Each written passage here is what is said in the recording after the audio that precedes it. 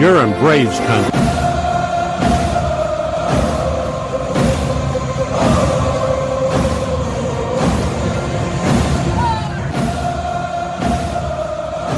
Good morning, Vietnam!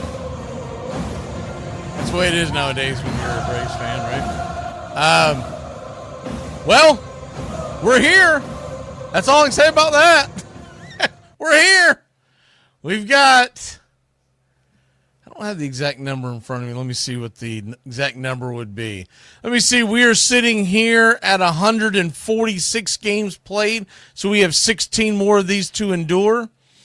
And it would be fun if we spent the last 16 games getting a winning record down that stretch.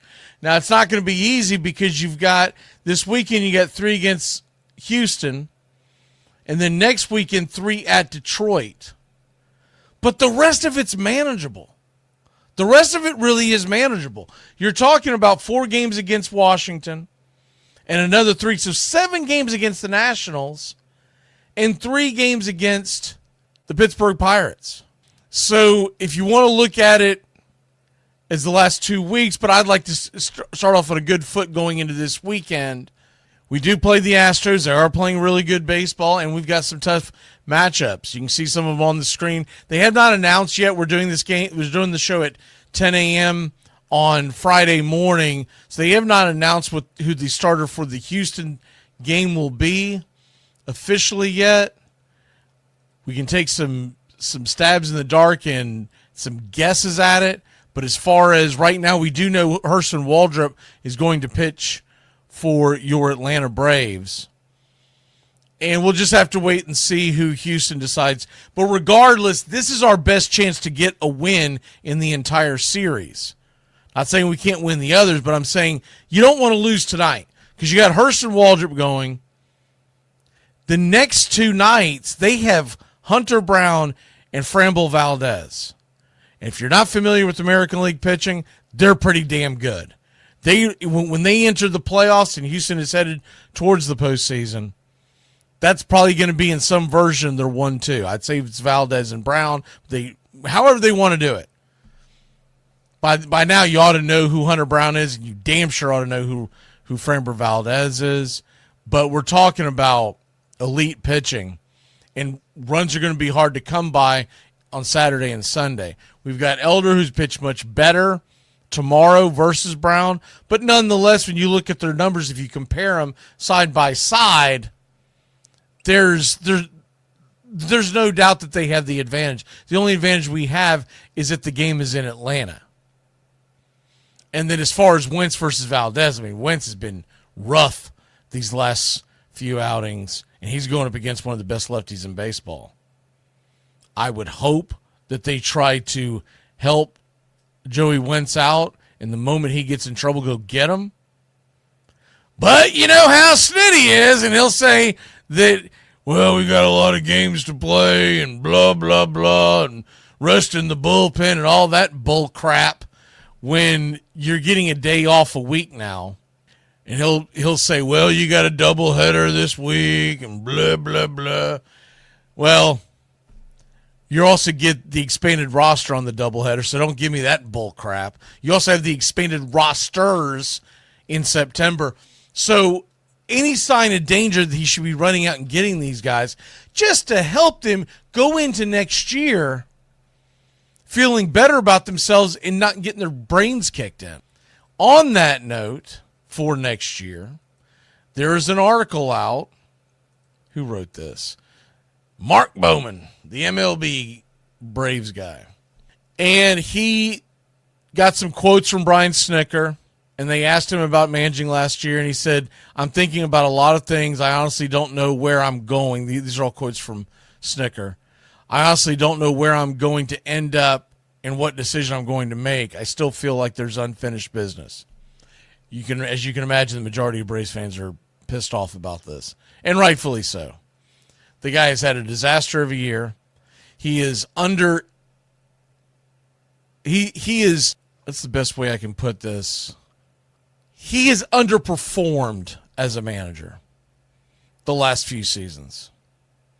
And in the postseason, he has underperformed ever since the miracle run of 2021, which I don't know if even he could have screwed that up at any point in time. If you're going to give him his flowers and say he won the World Series, then you've got to admit he hasn't done a damn thing since 2022. That's just facts. Because winning games and getting to the playoffs, that's usually predetermined by your roster and how deep your roster is. And when you talk about getting in the postseason, it's pulling the right strings. It's knowing how to lead guys into battle. He didn't do it. I still contend that 2021, and I'm not going to take all of it away from him. I'm not going to say he didn't have any hand in it because that would be absurd. But I still say what got that team over the hump and got them to win the World Series, it was those guys in the locker room that they brought in. They were leaders. They were alphas, as people like to say. You had Jock Peterson. You had Jorge Soler. You had the quiet but definitely a leader in Adam Duvall. And, of course, you also had the Dansby Swansons, the Freddie Freemans, who wanted to win more than anything else.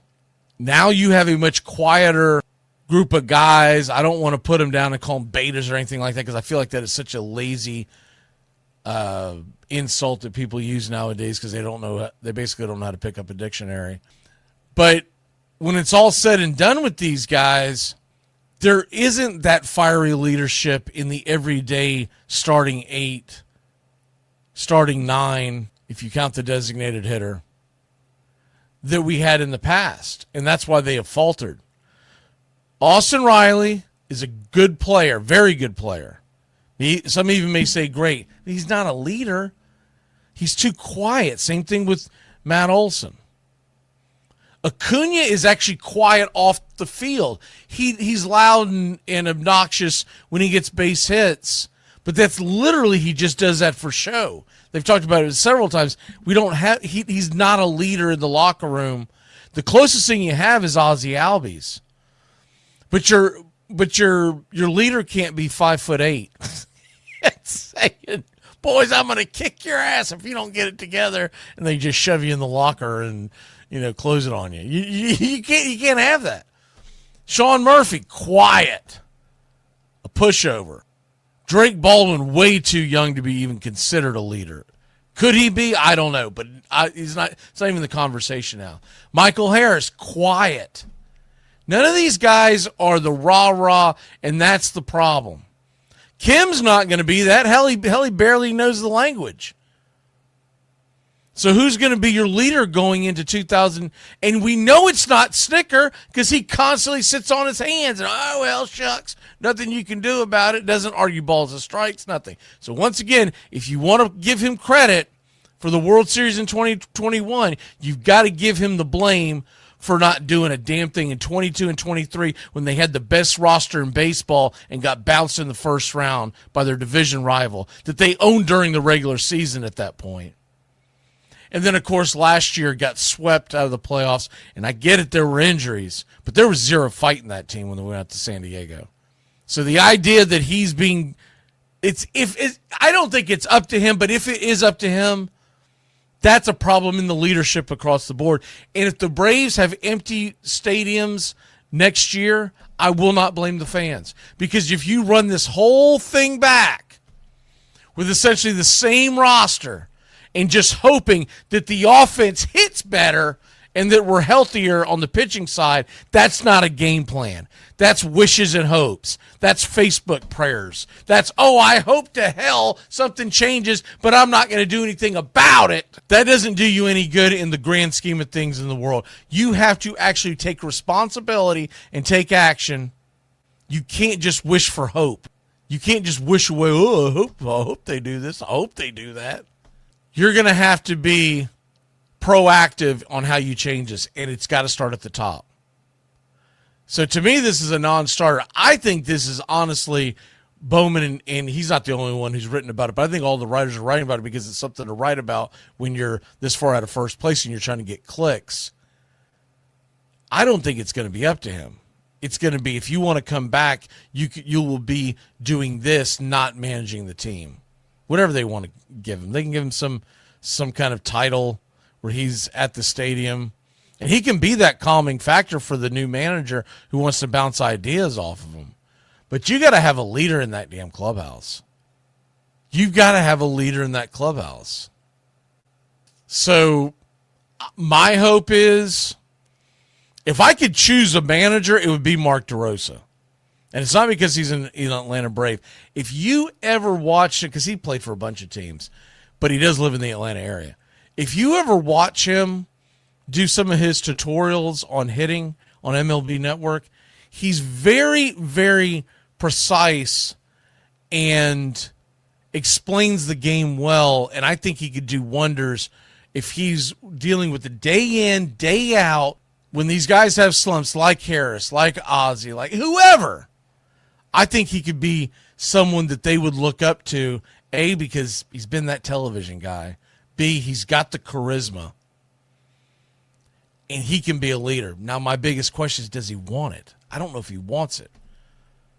He might like his cushy little job that he just goes and flies in, does the games, because he lives in Atlanta, but he broadcasts in New York, so he flies in for the week, does his broadcasts on the morning show on MLB Network, and then he flies home and he has every weekend with his family.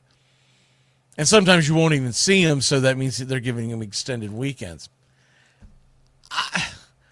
I think it's a big ask to think that any of these guys want to stop what they're doing to help us out. You know what I mean? To bail us the hell out. I think it's more likely you get a guy like a Skip Shoemaker, maybe even a David Ross. I really don't know the background of his family and where he's at with kids and whatnot. I know DeRosa still has kids that are, seems like they would be at an age where he's not going to want to leave. Same thing when everyone goes, oh, Chipper Jones. That's the lowest hanging fruit. Chipper Jones is never going to be a damn manager. He's just not. By the time Chipper Jones decides he wants to be a manager, the interest isn't going to be there. Just isn't.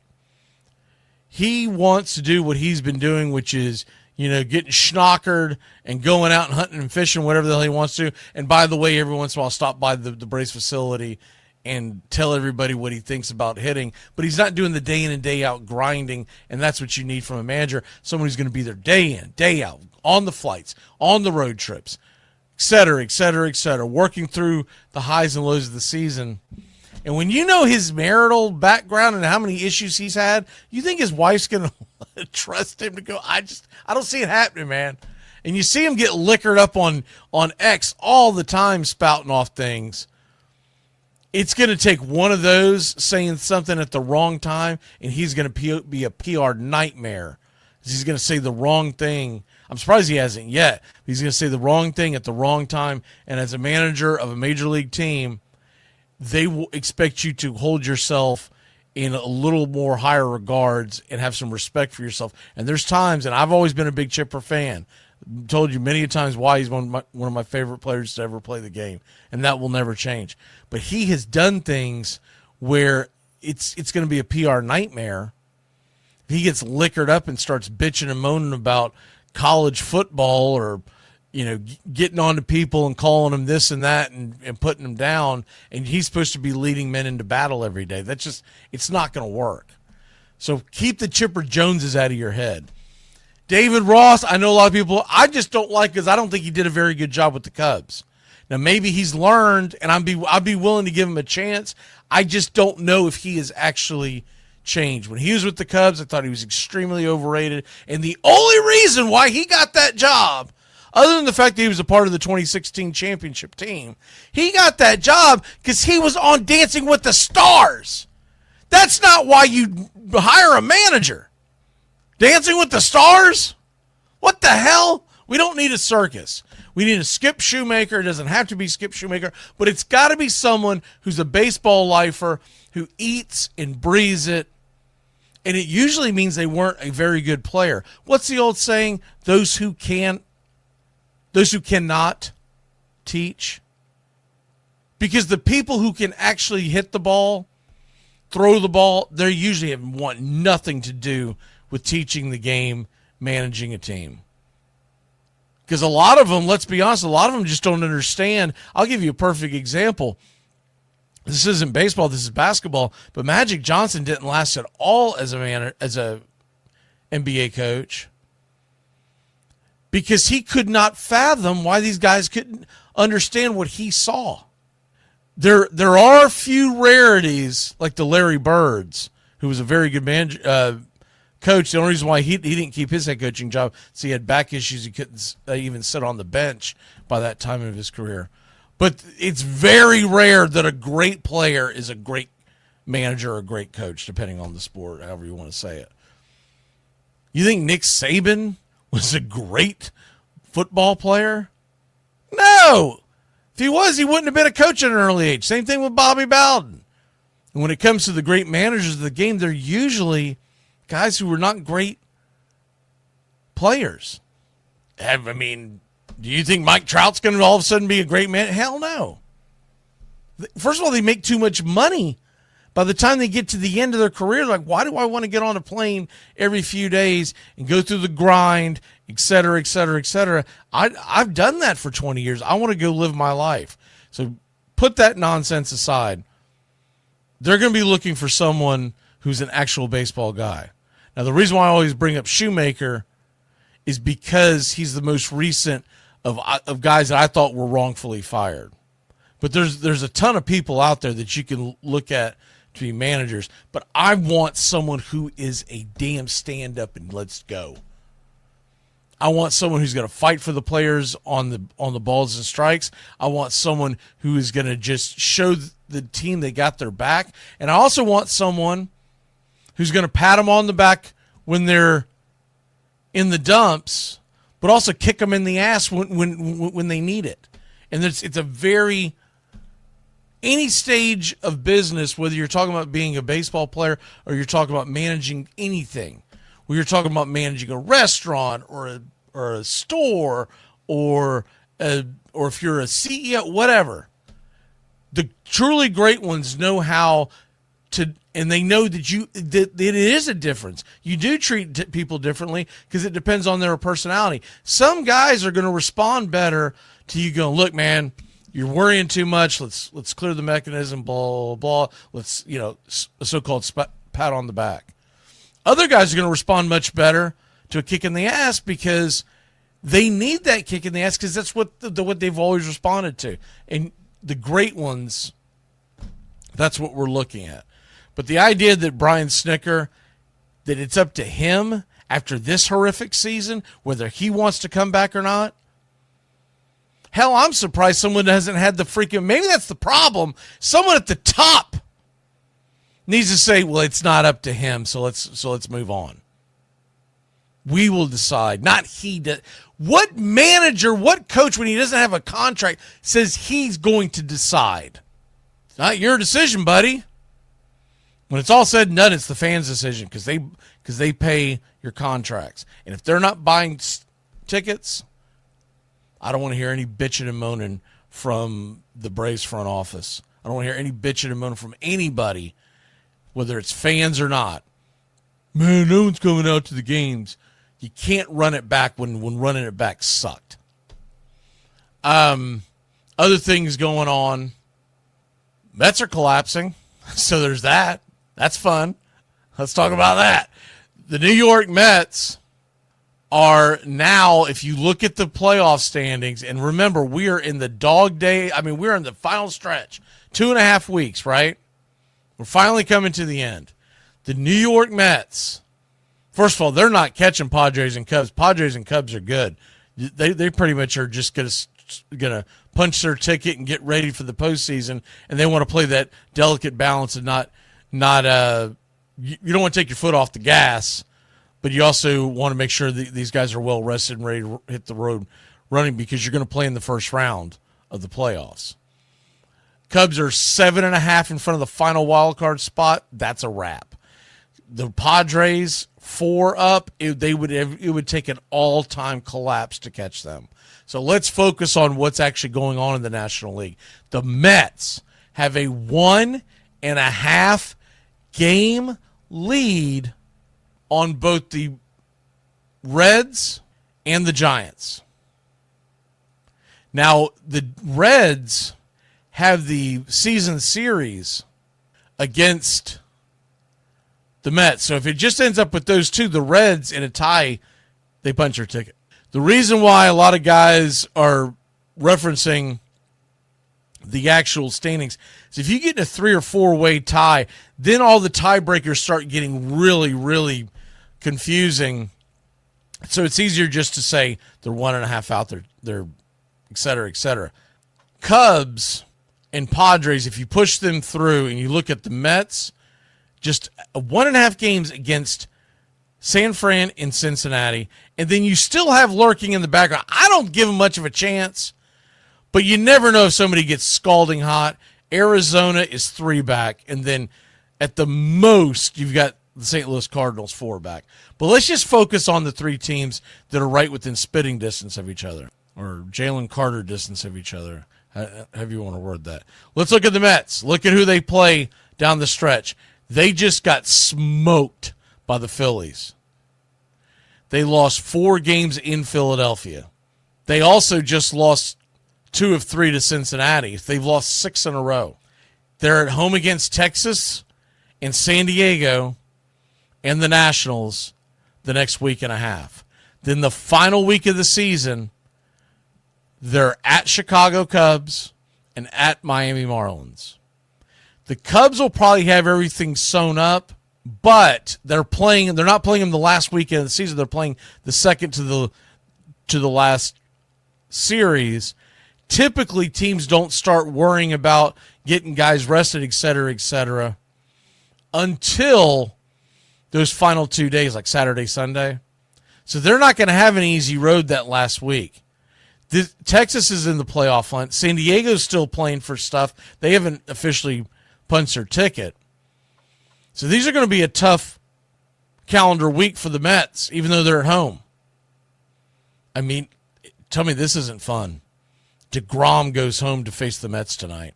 And you look at the pitching matchups, it's going to be a fun pitching matchup for Mets and Texas, but all their young kids are pitching this weekend. Tong, Sproat, McLean. Because they've had to give up on their so-called veterans. Mania has been a problem. Holmes has been up and down. And Kodai Senga is nowhere to be found. So that's going to be a mess. And you look at it, if they are teetering at Chicago, I think they lose that series. And then at Miami. Miami has nothing to play for, but that's actually a drawback because they're going to go out there and put their best foot forward because they're at the end of that series, their season's over. Why not go out there and see if they can ruin the Mets season? So there's that. Then you go to who the Cincinnati Reds are playing. We'll do them first because they have the outright tiebreaker on the Mets. And you look at this, and they are at the A's this weekend, then at St. Louis, at home against Chicago, at home against Pittsburgh, and then they're at Milwaukee. And once again, the Milwaukee series, though Milwaukee's going to be tough because it's Milwaukee, who's all playing in those final 3 games? Now, Milwaukee's going to have a bye, so they may try to play through the end, but you still don't expect them to. So in other words, if they send one of their starters out, right? And though he might be a guy that's going to pitch the following weekend, and they want to get him some work, still most likely he's going to only pitch 3 or 4 innings, and then they're going to start putting the slop in. So there's a very, very good chance that the Reds are right there in the thick of it when you look at the fact that Oakland's a disaster, or Sacramento, the Athletics, they just go by the Athletics right now. The Cardinals have not been playing great baseball. And those are the road games. And then they get 4 at home against Chicago. And it's a true 4-game series. There's not a doubleheader. And then home against Pittsburgh. That's a pretty favorable schedule for the Reds. And now we go to San Francisco, who has gotten scalding hot. They've won 7 of their last 10. Reds 6 of the last 10, by the way. Mets have lost 7 of the last 10. And you look at what the Giants are doing, and they get the Dodgers 7 times in the next week and a half. That's probably a problem. But that rivalry, I don't expect either one to dominate. So we'll say that they go 4-3 or 3-4. They're at home this weekend against the Dodgers. And they kind of, the names are there for the Dodgers in the rotation, but some of them have been struggling. I'd kind of give a slight edge for San Francisco to win that series, especially because it's in San Fran. They always play the Dodgers well in San Fran. But then they listen to how the Giants finished their season. At home against St. Louis and at home against Colorado. You can't ask for a better lineup than that. Watch out for the Giants. That's the team that could sneak in there. And how fun would that be to see one of them, whether it's the Giants or the Reds, chase down the Mets? I don't think, I'm making a prediction right now, the Mets are not going to make the playoffs. You can't have a collapse like this and expect it to turn around. They have been playing bad baseball for almost 2 months now. And you expect them to all of a sudden flip the switch, kind of like when we were in the Braves, or we were flopping around 12 games under 500. Be like, well, if we just win the next 14 games, we'll be right back in. And you're like, based on what?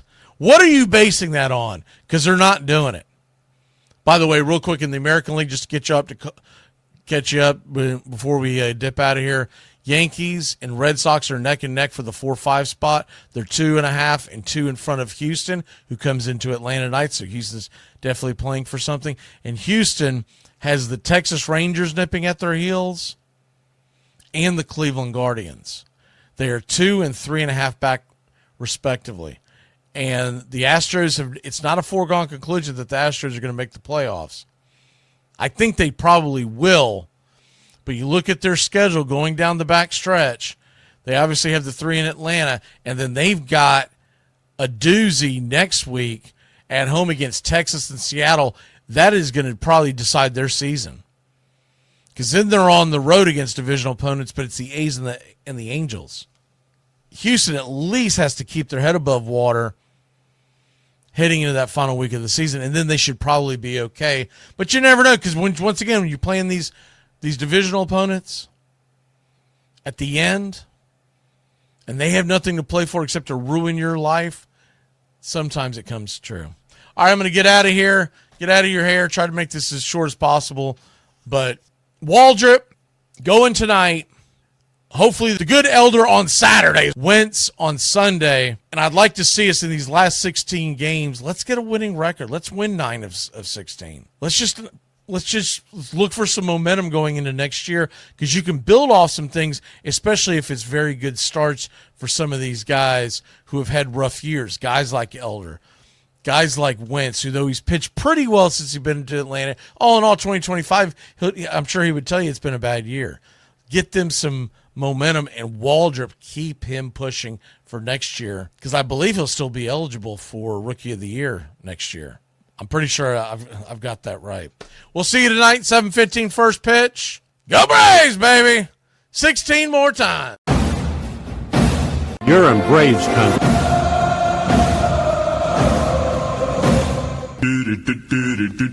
Goodbye, sweetheart. Well, it's time to go.